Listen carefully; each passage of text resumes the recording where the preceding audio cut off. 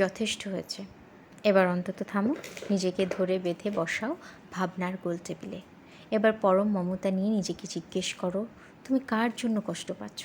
যে তোমায় খুশি করার চেষ্টাটুকু করেনি কশিনকালেও, যে বোঝেনি তোমার মন ভাঙে, তোমার হৃদয়ও ভাঙে, টুকরো টুকরো হয় সামান্য কথার কাটাকাটিতে। কার জন্য তুমি কাঁচা ঘুম ভেঙে দাউ দাউ করে পুড়ে যাও? কার জন্য খরচ করছো অনেক স্বাদের জীবন? তার জন্যে যার নিকট তোমার অভিযোগ অভিমানের 2 পয়সার মূল্য নেই। সারাদিনের মন খারাপের কথা বলতে না পেরে হা হুতাশ করো কার জন্যে?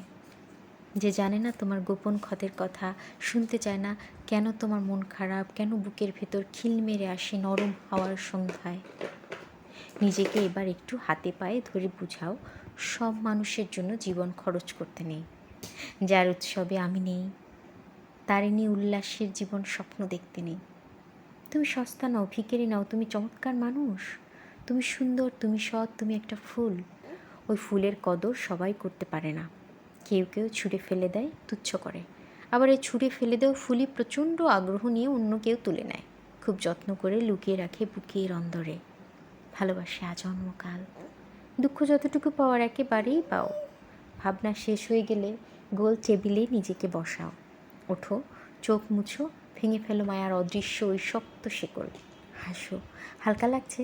বন্ধ জানালা খুলে দাও, মাকড়সার জালগুলো ঘেঁষে আসুক ছড়া কালো। নিজের ডানায় ভর করে ওড়ো, নিজেকে জড়িয়ে ধরো, নিজেকে ভালোবাসো, আয়নায় নিজেকে দেখে সাজাও, মুগ্ধ হও। ভালো রাখার জন্যে, ভালো থাকার জন্যে মানুষ প্রয়োজন হয়। সেই মানুষের মাঝেই যদি ভালো থাকা না থাকে, তবে নিজেকে খুঁজো। একবার নিজেকে পেয়ে গেলেই দেখবে আর কখনো মানুষের প্রয়োজন হবে না। একবার নিজেকে পেয়ে গেলে তুমি জানবে, নিজেকে ভালোবাসার মতো আনন্দ পৃথিবীতে আর একটিও নেই। তুমি বুঝবে, আমাকে ভালোবাসার জন্য তুমি নিজেই যথেষ্ট। লিখেছেন আরিফ হোসেন।